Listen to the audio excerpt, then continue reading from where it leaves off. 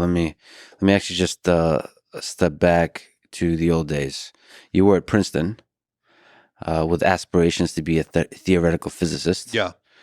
Um, what attracted you to physics, and why did you change your mind and not become why you're not Jeff Bezos, the famous theoretical physicist?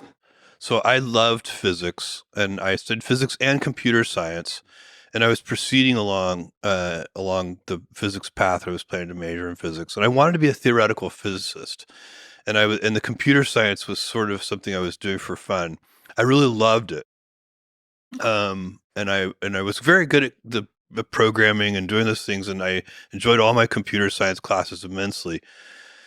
But I really was determined to be a theoretical physicist. It's why I went to Princeton in the first place. It was definitely, and then I realized I was going to be a mediocre theoretical physicist.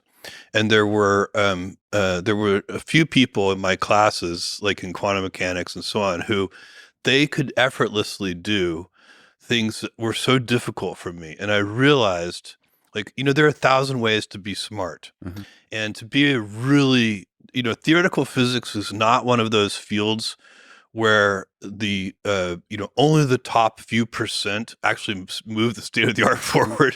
Hmm. It's one of those things where you have to be really, just your brain has to be wired in a certain way. And there was a guy named, one of these people who was, convinced me.